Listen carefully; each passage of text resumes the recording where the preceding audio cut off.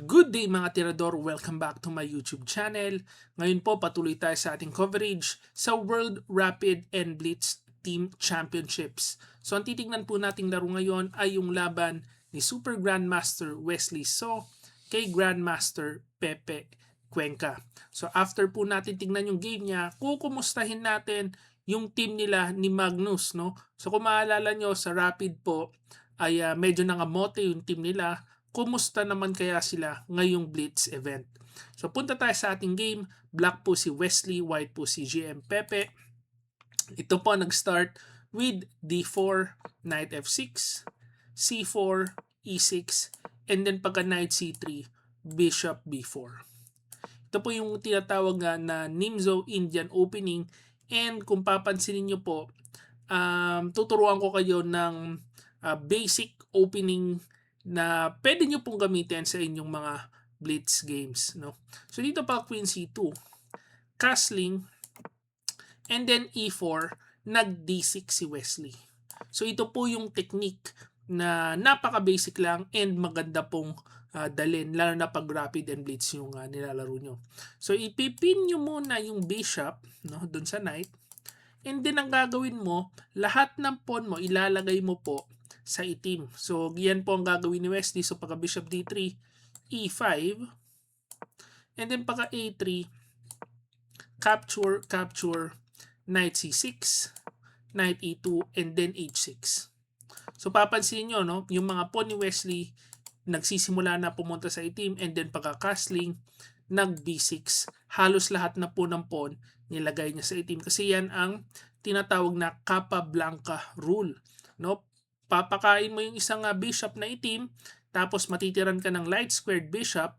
Ang gagawin mo, yung pawn ang magko-control sa dark squares, and then yung bishop ang magko-control sa light squares. So yan po, napakasimple and napakalakas. Ayan.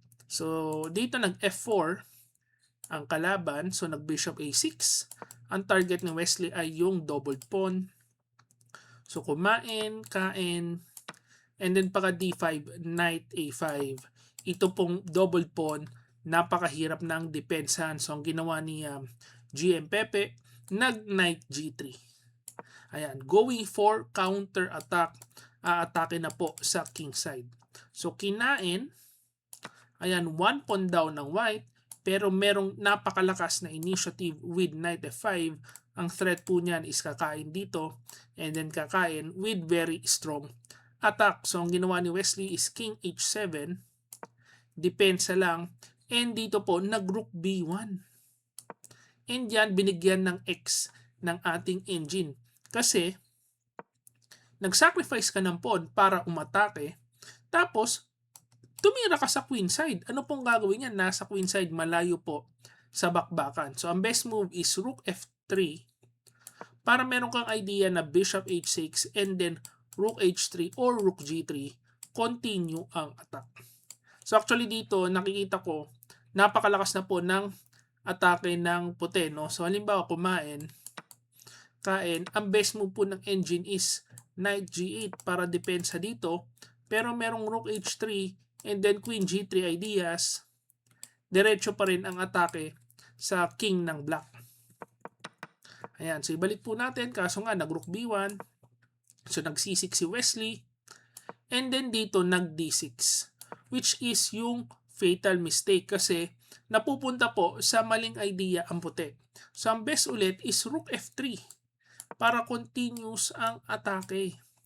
Ayan, so halimbawa kainin mo kasi ito, no? Sa unang tingin, one pawn down, pero yan po ay very very dangerous kasi pag kumain yan dyan later on, mau-open yung bishop sa king. So ipapakita ko lang yung engine line.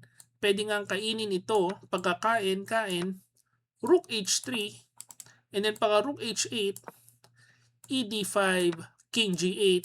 Dito po, one piece up ang puti, pero advantage, one piece up ang black, pero advantage po ang puti.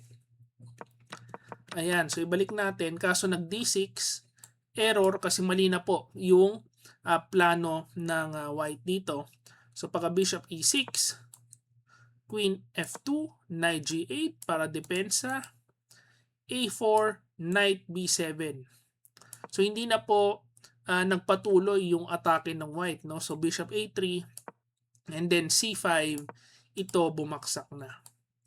Ayan, so rook b d1, kinain po ito, bishop c2, and then capture, and knight f6. Dito, wala na pong atake kasi nababarahan na po yung bishop, itong knight napakalakas. Ayan, so nag c4, queen e7, queen e2, rook fe8. So normal development na lang, ginigitna na lang ang mga pyesa, bishop b2 and rook a d8. Dito 2 pawns up na si Wesley, talagang malaki na po yung lamang. So nag h3, e4, a5, knight b7, and dito pagka-capture, rook e1, tumira pa ng brilliancy si Wesley. Of course, ang threat po is kain and then kain. So ang ginawa, rook d4, hinarangan ng bishop, and kapag kinain mo yan, 2 pass pawns for black. So nag bishop a4, rook e d8, and pagka-capture, ayan na nga, dalawang malakas na pass pawn, and simple na lang po gagawin, i-push ang pass pawn. So bishop c6, knight c5, queen c2, d3, queen c3, d2, rook d1, e3, bishop f3, and e2. Ayun, dire-diretso yung pass pawn, hindi na po napigil. So kain, queen f3, kinapture dito, rook f2, knight e4, king h2, and then knight takes f2. Dito po, resign si GM Pepe Cuenca. Ayan, so yan po ang ating game of the day. Yung opening pong yan, napakalakas po. Gusto nyo, try nyo sa inyong game.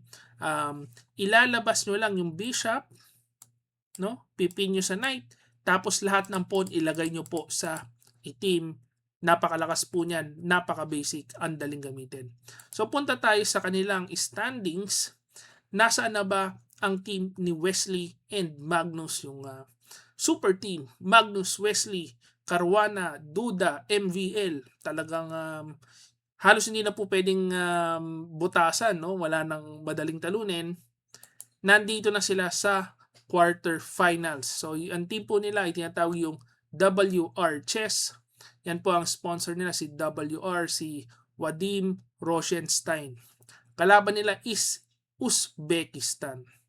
Ayan, isa ring super team headed by Abdusatorov and Sindarov. So yan po ang 1-2 punch. Tapos yung mga backup na mga batang super grandmasters, mga 2600. Magandang labanan yan. So kailangan dito nasa A game si Magnus. Alam po natin, nagkakalat si Magnus. Pag nagkalat siya dyan, yayariin sila ng Team Uzbekistan. So abangan po natin yan, mamayang hapon po yan. And titingnan natin kung makaka-proceed sila sa semifinals and then sa finals. So yan lang po ang ating video for the day. Kung na-enjoy nyo po yan, please like this video and subscribe to my YouTube channel. See you again next video.